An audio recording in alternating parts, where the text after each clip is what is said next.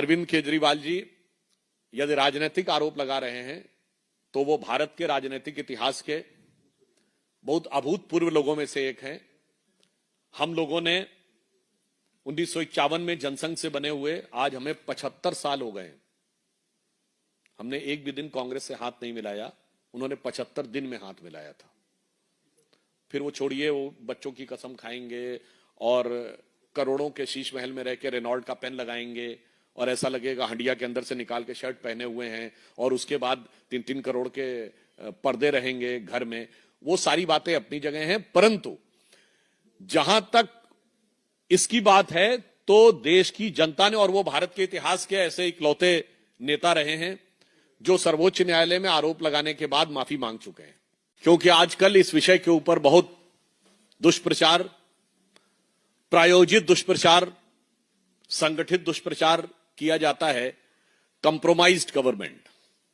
तो आज हम कांग्रेस पार्टी के द्वारा सर्वकालीन सर्वशक्तिशाली माने जाने वाली प्रधानमंत्री श्रीमती इंदिरा गांधी जी के सरेंडर की दास्तान और कंप्रोमाइज्ड को कंसाइज फॉर्म में आपके सामने रखने का प्रयास करेंगे। श्रीमती इंदिरा गांधी जी के संदर्भ में, चूंकि कांग्रेस ने किताब की शुरुआत की है, तो कांग्रेस को ध्यान रखना चाहिए कि किताब का हिसाब बहुत खराब है उनके हिसाब से। तो किताब का हिसाब किताब उनके लिए बहुत सी चुनौतियां लेके आ रहा है। तो मैं सिर्फ कोट करना चाहूंगा कि पॉल मैगोर की बुक है spying in south Asia, Britain, United states, India and the secret cold war. उसमें वो क्या कहते हैं?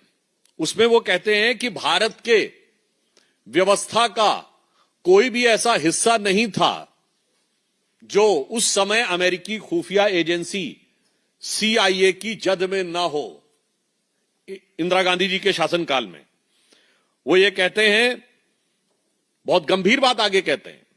वो कहते हैं in his 1978 memoir a dangerous place, Moynihan US ambassador confirm that to his knowledge CIA has twice intervene in Indian politics. और अब इंटरवीन किस तरीके से किया है? On both the occasions agency has funnelled money to the ruling Congress party.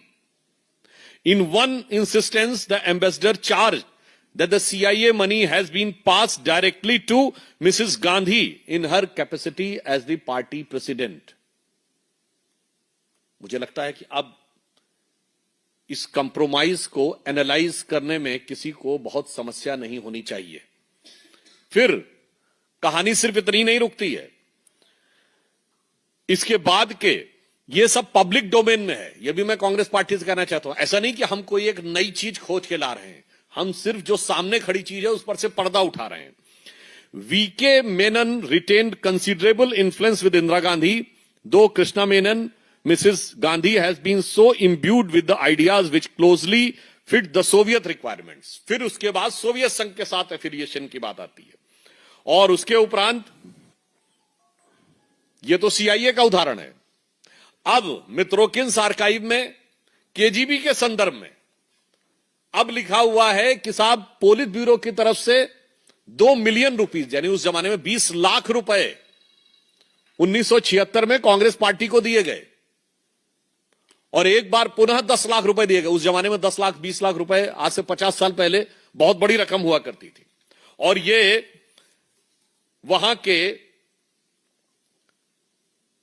पूर्व अधिकारियों ने लिखा है। अब आइए साहब, इसके आगे वसेली मित्रोकिन एक अधिकारी था KGB का, जो सोवियत संघ के विघटन के बाद बहुत सारे दस्तावेज वहां से लेकर चला गया, और लंदन में जाके उसने 2006 में KGB के दुनिया भर में ऑपरेशंस के ऊपर किताब लिखी 2 भाग में, Mitrokhin's archive KGB and the world, part 1 and part 2। Part 2 में भारत के बारे में लिखा है। अब उसमें और भी गंभीर बात है। इन इंडिया लिखा हुआ है, in India on Moscow's insistence back in May 1976 that India altered the exchange rate of rouble on the import of Soviet goods from ₹8.33 to ₹10 to the rouble, यानी सीधे केजीबी के प्रभाव में कंप्रोमाइज करके भारत की रुपए की विनिमय दर रूबल के संदर्भ में बढ़ाकर 8.33 से 10 कर दी गई, ताकि सोवियत संघ से अधिकाधिक आयात हो सके और उसकी कीमत भारत के लोगों को चुकानी पड़े।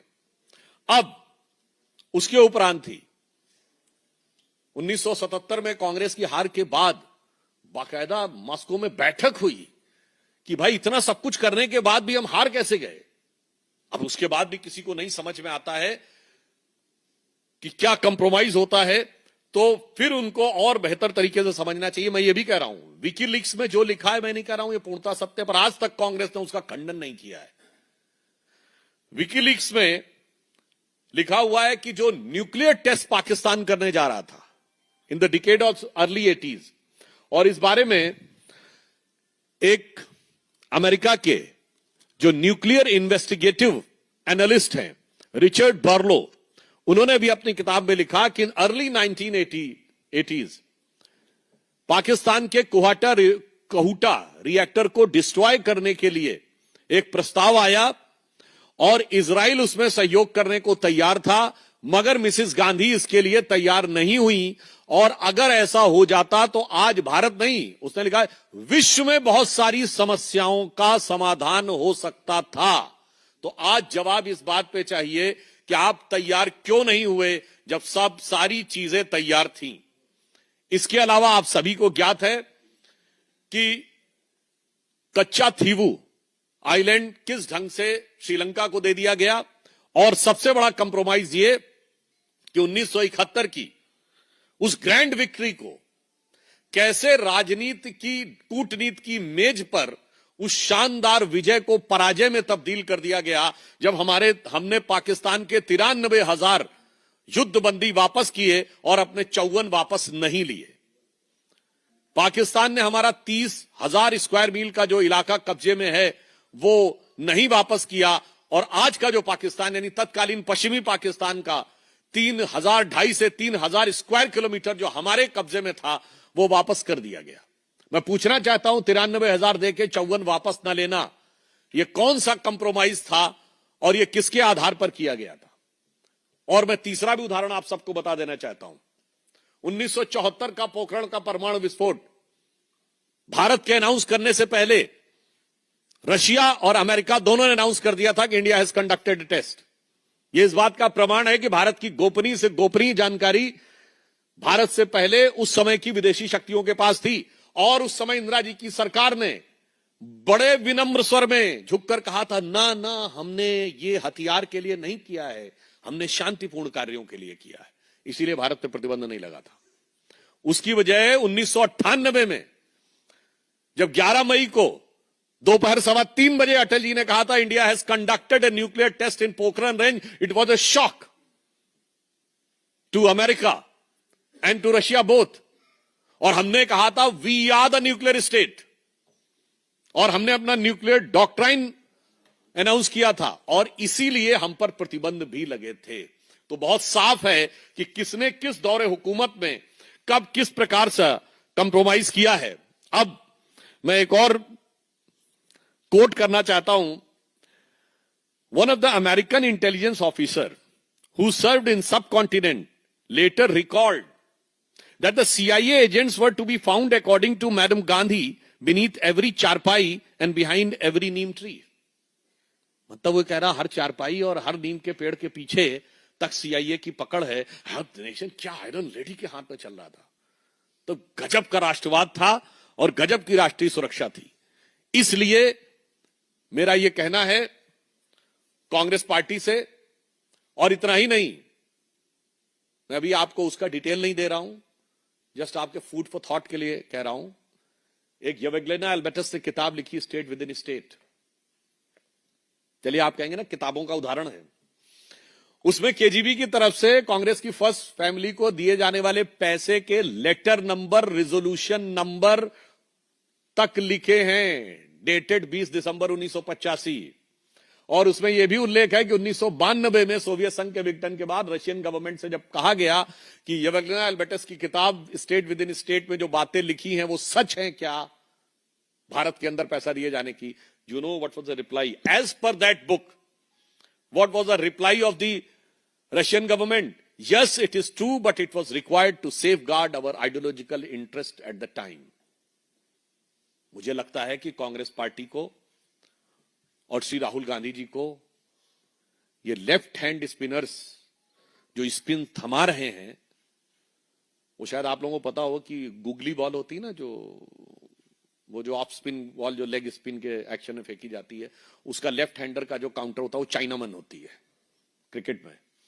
तो लगता है कि लेफ्ट हैंडर वाले उनको क्लीन बोल्ड करवा कर ही छोड़ेंगे, जितनी बची खुची इज्जत है उसको भी उतरवा कर ही छोड़ेंगे।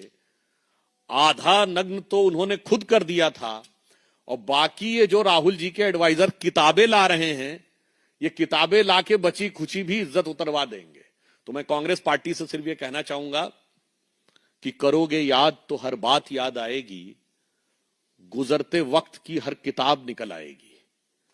तो मुझे लगता है आज देश बहुत स्पष्ट रूप से पूछना चाहता है कि विदेशी एजेंसियों से पैसा लेने के सीधी बातें जिन किताबों में लिखी हुई हैं और आपके स्वयं के साथियों ने, ऑफिसर्स ने इस बात को लिखा है, कांग्रेस पार्टी ने आज तक उन किताबों पे कोई उत्तर तो देना छोड़िए, सवाल तक नहीं उठाया है।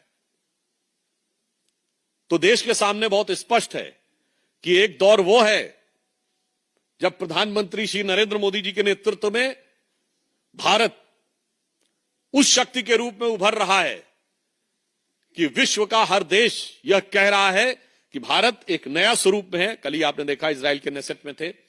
और दूसरी तरफ अब ये किताबों का हिसाब जो निकल कर आ रहा है, उसने उनका वातावरण बहुत खराब कर दिया है। तो मैं सिर्फ कांग्रेस पार्टी से पूछना चाहता हूं कि आज अब देश को बताएं कि आपने कौन कौन सा कंप्रोमाइज किया गया था, और आपके कंप्रोमाइज के सरेंडर से देश का कैलेंडर भरा हुआ है। धन्यवाद। आप अपने प्रश्न पूछ सकते हैं एक एक करके। जी नीरज जी, पहले इस पे पूछ लीजिए, फिर अलग वाला भी कोई और इस पे पूछना हो तो पूछ लीजिए, फिर अलग वाले का भी जवाब दे देंगे। हाँ, इसका मतलब यह साबित हो गया कि इसमें कोई किंतु परंतु की गुंजाइश नहीं है। जैसे हम लोग इंजीनियरिंग के दौरान मैथ के सवाल सॉल्व करते हैं, let y is equal to 5x be the equation of a parabola, और लास्ट में होता था हेंस प्रूव्ड। तो ये हेंस प्रूव्ड हो चुका है। Now next.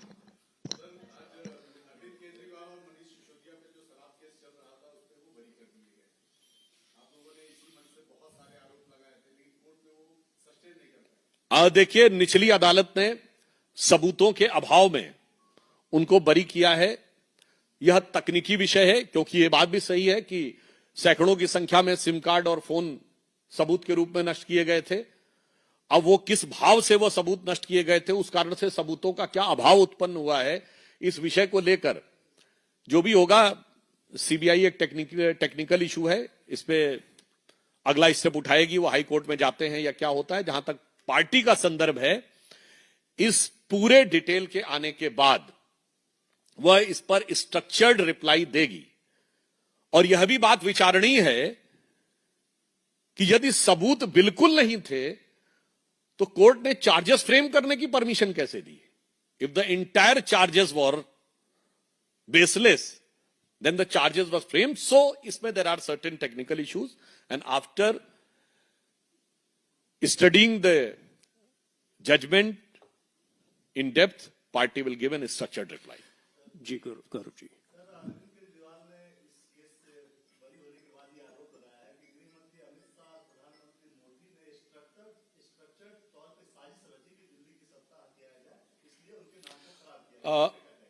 मुझे लगता है कि अरविंद केजरीवाल जी यदि राजनीतिक आरोप लगा रहे हैं तो वो भारत के राजनीतिक इतिहास के बहुत अभूतपूर्व लोगों में से एक हैं।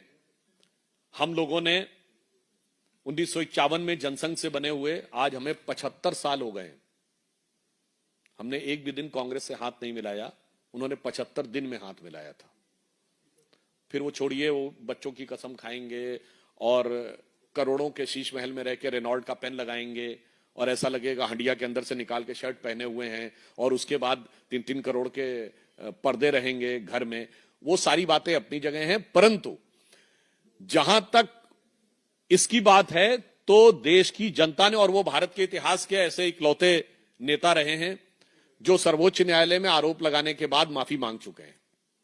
और माफी एक नहीं, अनेक नेताओं से, हमारे नितिन गडकरी जी से, स्वर्गीय अरुण जेटली जी से, कपिल सिब्बल जी से और शायद मनीष तिवारी जी से भी वो माफिया मांग चुके हैं। कई लोगों से माफी मांग चुके हैं।